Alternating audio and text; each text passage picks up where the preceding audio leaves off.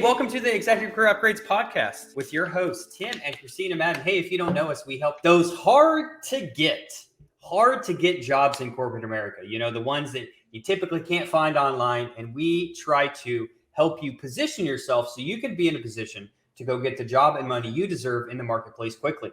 On this podcast, we are going to let you know the only ways that you can actually generate an interview if you're trying to get on interviews. And if you are, that's probably why you're listening to the podcast. It's called the Executive Career Upgrades Podcast. So, hey, number one, what can you do?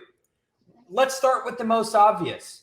You can apply online, go to the company website, do a bunch of research, fill out a 45 to 60-minute application, cross your fingers, hope and pray that someone calls you for your dream job and everything works out. We like to call it here the Indeed wishing well. Most people don't know. Applying to jobs online, you have less than a 2% chance of someone to call you back. I want to really hit this home for anyone who is trying to revise their resume 1,000 times for every single job. You not only have all the applications, you have internal candidates, literally the whole world, the whole globe, and thousands of people. And again, just like we're saying with like Russian roulette. I do want to give you some good options that you can take away from this right now if you are playing the click apply game. And if you go down that route, just like I tell people, there's nothing wrong with applying for a job online, but do it the smart way. So number one, there is a site called Ladders Apply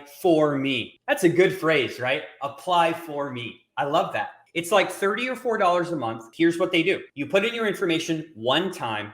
It is a one-click apply. So even these coveted high-level jobs, you go in there and you one-click apply. And here's what the Ladders team does for you. They got guys they pay, not very much an hour probably, to go and hand type your stuff in, and they actually do it for you. Additionally, LinkedIn also has this option. You can search for jobs on LinkedIn, and when you're filtering them, there's a little button that says Easy Apply. Use that, because here's why. You can one-click apply. They ask you like 2 questions. The decision maker has your app. So if you are playing the apply game, make it easier for yourself. Find a couple opportunities that you only have to click a couple buttons to get their information to you. Because I know spending all day researching and filling out the same information time and time again, that would get frustrated. Times have changed. If there's anyone listening to this that has been in a job for 20 years, let's say, and you just got let go, or you're looking for something more and you're turning to these job boards thinking it's a great tool, I have horrible news for you. It's very hard to navigate. And again, it's a numbers game, which maybe you'll hit, maybe you won't eventually, but I'm guessing the people listening to this also are not the kind of people that don't want to be in the driver's seat of their search. So that's my take on it. Like, guys, we have to be using technology. Number 2, networking with people that you already know. If I'm approaching a career search right now, and I've been in the marketplace for 20 years, the first place I would look and try to reconnect with is people that I already know. Who was my last boss at my last company? Where is he now? Where's my team? Where's the people that I worked with? What about the job before that? What about 15 years ago? Who was in my MBA class? Where did I work then? Because guess what? 15 years ago, people that you used to manage, people at your level, could be in a position to potentially hire you now. Before I go apply online, try to get a hold of people I don't know, why would I not already talk to the people that are already in my network that probably want to help me, but just don't know I'm not in a career search, don't know my level, don't know this? I like to call that low-hanging fruit when I'm talking to our clients. And there's, just throwing this out there, guys, there's a lot of fear and shame that comes with reaching out to prior coworkers, maybe people who have even surpassed you a bit in your career. But let me tell you something. If you can just reach out and say, hey, I see that you've gone on this amazing journey. I'm on a similar one. Like, how did you get there? Open that door, have that conversation. These are the best people that you can possibly network first when you're in your job search. Period. There's so much to be found when you reopen these conversations. You're likely to definitely learn something at the very least. So start that reach out. Let me be clear. Here's what you don't want to do. I haven't talked to Kristina in 5 years. Hey, Kristina, do you know anyone who's hiring? Hey, Kristina, I need a job. Do you see the difference between what I said and then what Tim just said? I have like a genuine interest, like, hey, what's going on? Where are you at? And how did you get there? Hey, it's been a while. Hey, how have you been? Hey, Kristina, we haven't worked together. Remember that last project we worked on at IBM where everything went wrong and this went wrong, but we solved it. Man, I was just having a conversation with my buddy a couple days ago about that. Noticed that, hey, I haven't even talked to you in a long time. and wanted to reconnect just to really see what you've been up to. These people want to help you. Think about this. So no matter how beat up you feel, no matter how tired you feel, or scared or doubtful, still force yourself to see positive intent in people and the world around you, or you're going to miss a lot of opportunity. We have so many clients that feel like, oh, this is too salesy or too pushy or too weird or awkward. There's some stories that I just repeat all the time. I'm going to repeat this one if you're new or maybe you haven't heard it. We just worked with the chief revenue officer a couple months ago who was unemployed for 8 months. When we started to work with them, literally all we did, we made a list of everyone, CEOs, CROs, all these vendors. Guys, pay very close attention. In a matter of 60 days, he had 3 offers from his own network that paid him $100,000 or more per year. This is not a one-off story.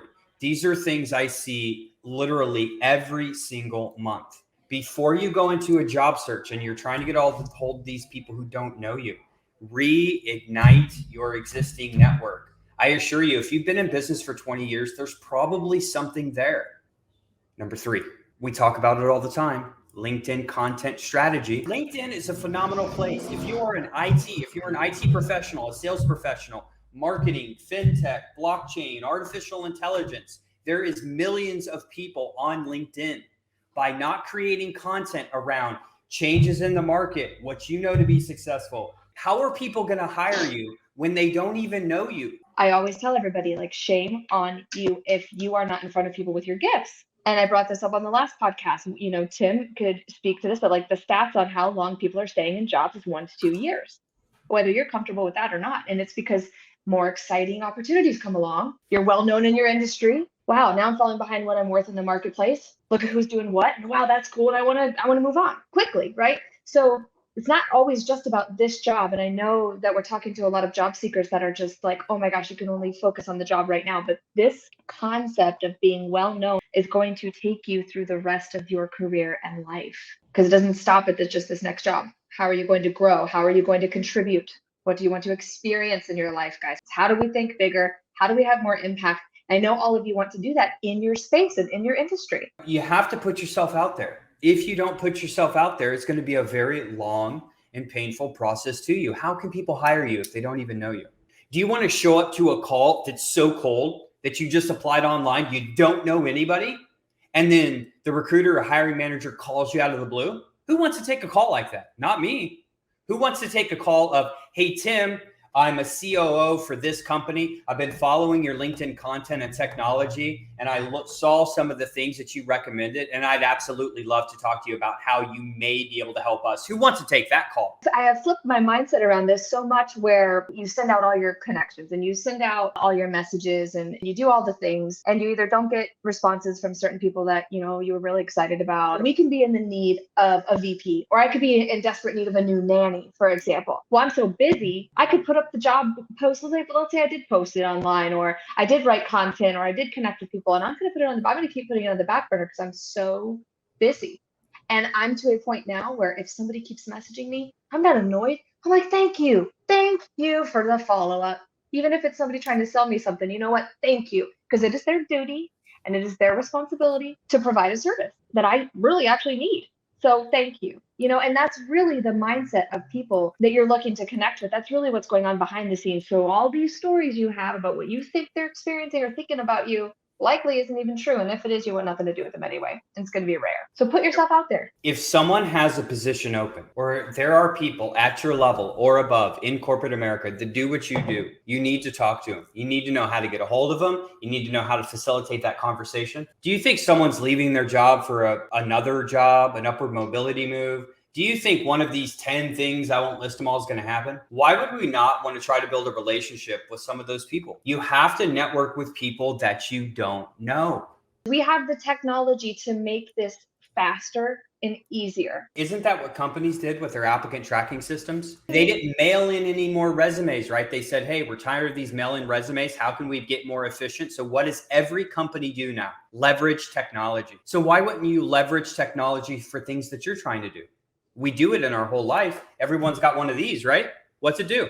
I can check my bank. I can check my email. I can call people. I can play video games. Who wants to wake up tomorrow morning and open up their laptop and see that their calendar's been flooded with call schedules Yep. instead of sitting there trying to sit and click and do everything manually, particularly for the people who are already busy, right? Who you have a commute to work, you have a family, you have all this stuff. We don't have time for all this. People thinking they can like outrun it, do it all on their own, and completely get away with not putting up-to-date networking strategies into place. You can't get away with doing things the old-fashioned way anymore. Number 5, we have the Inc. 5000 list. They have made it easy for you. This is a list of the fastest growing companies in America. Some of them, I don't even know how this is true. 40,000% growth. Like, I don't even know that's real, but I guess if you do the math, you got people who are going to hire 5,000 people this year. The Inc. 5000 list, you can look it up. You can sort by domain, industry. You can search by company revenues, and then it literally gives you what their revenue is,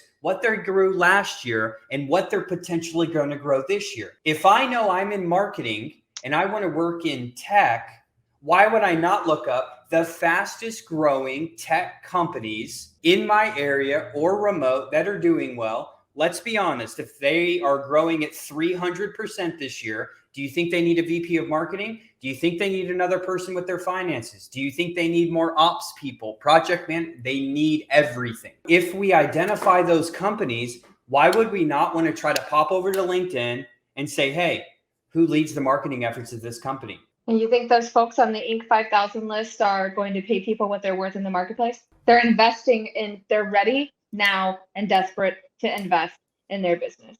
Success needs support. In companies, you cannot have success without good support from all people underneath it. You can't be successful in a job search by yourself.